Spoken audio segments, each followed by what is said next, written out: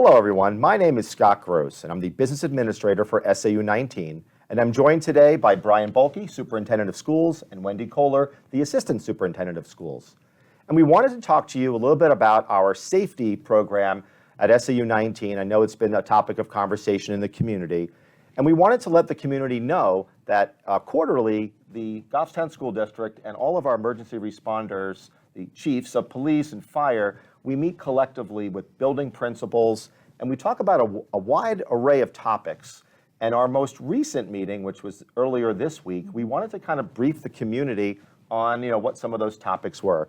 So Brian, one of the topics was the Night Lock project, and this was one in which the community last March voted to spend $13,000. It was a petition warrant article to install secondary door locks. Can you just provide everybody with an update as to how that project is going? Yeah, happy to. Thank you, Scott.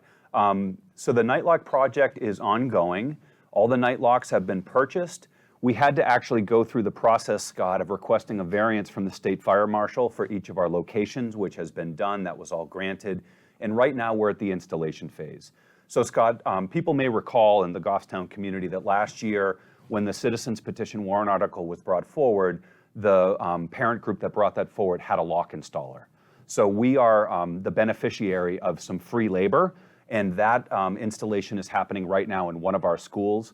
Unfortunately, our lock installer isn't going to have quite as much time available as we originally thought. So we're looking at some contingency plans for the cost associated with installing the locks in other buildings, but that project is ongoing. So we talked about secondary door locks, which is what the Night Lock project is all about. But I want to talk a little bit about primary security measures. And with that, we have received a lot of state grants with regard to well over safety. $1 million, Scott. All right. Well over $1 million. And the school district over the last few years has embarked on a lot of projects related to cameras in our schools, access controls, meaning that the doors have mag locks and they're key fob access to get in. We did emergency strobes, we did emergency alerting.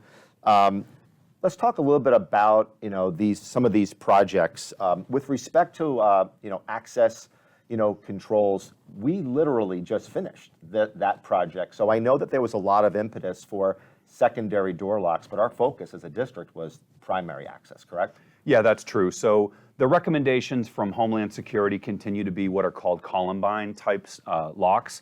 We have those installed on all of our classroom doors.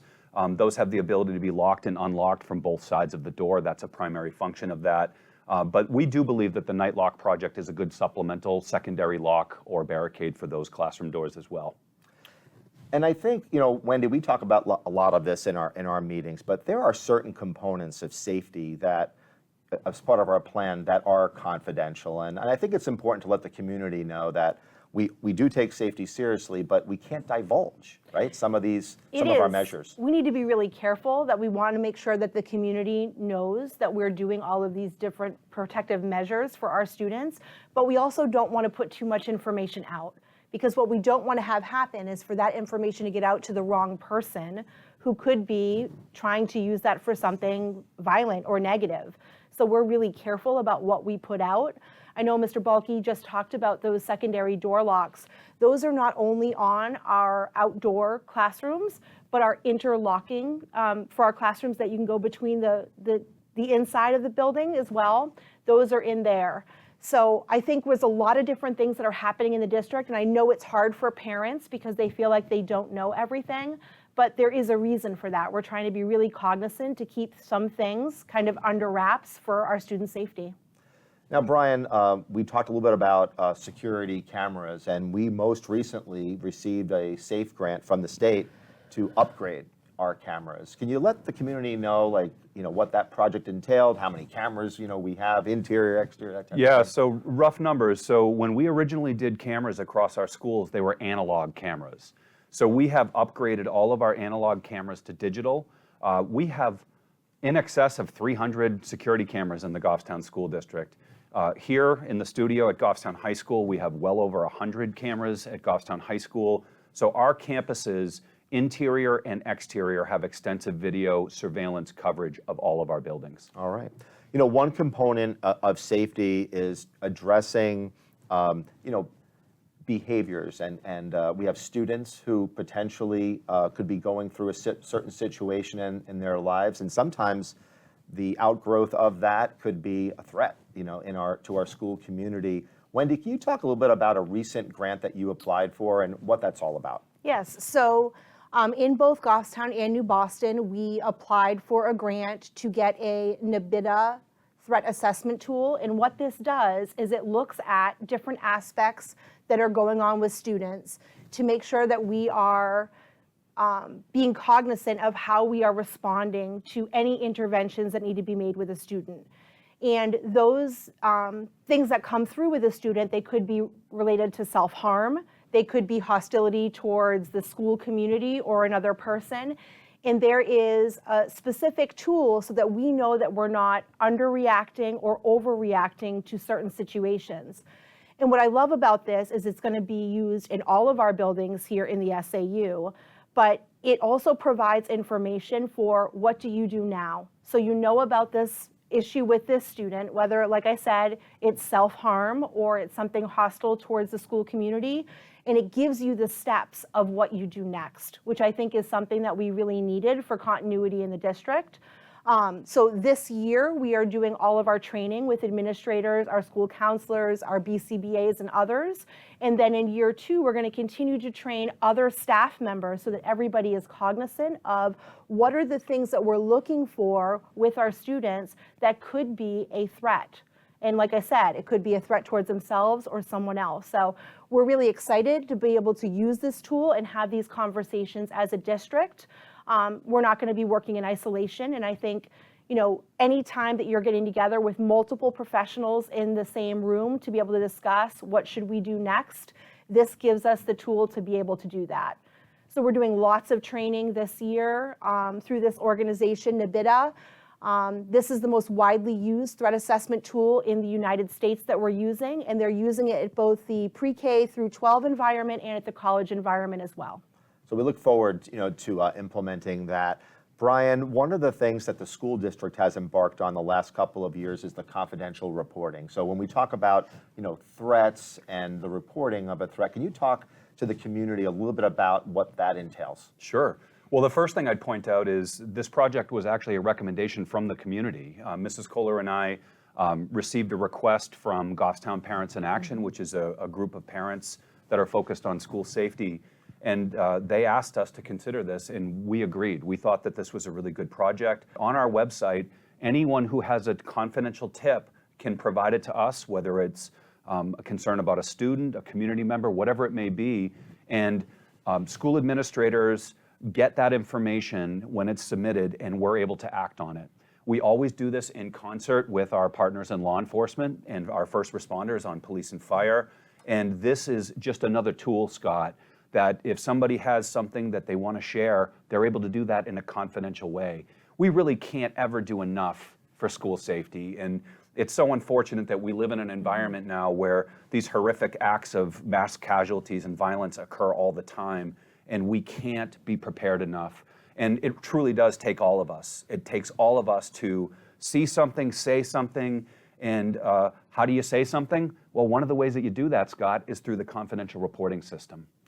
The other, I know the other tools that are out there is we have a suicide and crisis hotline, and that's something that was a state. The state now is it's mandatory now to put this on all student IDs. So if there is a student in crisis, it is 988. And Brian, if you could just let folks know what that's about in terms of those services. So 988 is another resource for families and resource for the community. So you would call 988 just as you would 911 during a fire or an emergency situation. This is for mental health emergency services. So 988 will get you to a certified counselor, somebody who can provide help and context and maybe some additional resources. So we want to just continue to share that resource with families, with students. We want our kids to know about 988. This is a great resource, and we know that kids are struggling with mental health. We know that depression and anxiety have never been as high as they are now, and we want to do anything and everything we can to help support our kids and help support our community. And one of the last things that we talked about in our meeting was E911. And some of the folks in our community with the prevalence of cell phones, like, why does why is there a phone in every single classroom? And the reason why is that we have an obligation to make sure that if there is a 911 call, that the emergency responders, dispatch, police, fire know what room, What location? what location Yes. is that call coming from. And I just think a lot of folks may not know that, yes, in a world right now where the technology is so great, we still need to pinpoint, what classroom that's coming from. So in closing, and Brian, I'll hand this one over to you. Obviously, school safety, is very important. Can you just, kind of, close on, what the district is doing on a daily basis and ongoing basis with school safety? Yeah, I would assure the community that we have comprehensive emergency operation plans for each of our schools. Those are confidential plans. Those are not plans that we share with anyone. All of our school administrators are well trained. We continue to do training with teachers, with staff to know what to do, how to respond in different types of situations and scenarios. And again, Scott, I would share, it's so unfortunate that we have to do this, but this is the world we live in, and we want to keep our kids and our community as safe as we can. So we will continue to do everything we can. You mentioned the $1 million, Scott. So we've leveraged grants, state money, federal money. We've been able to not have this be paid for by Goffstown or by the New Boston community. So Right. we're fortunate in that respect, but we all need to work together. We all need to partner. We need parents to be vigilant, watching their kids friends, because the threat could come from the student body, it could come from outside, and we just need all of us to be as vigilant as we can and all work together. So with that, I want to thank Wendy and Brian for being here today, and look forward to more conversations with the three of us in the months ahead on a variety of different topics. So with that, we will wish you well, and we'll look forward to communicating with you in the future. Thank you.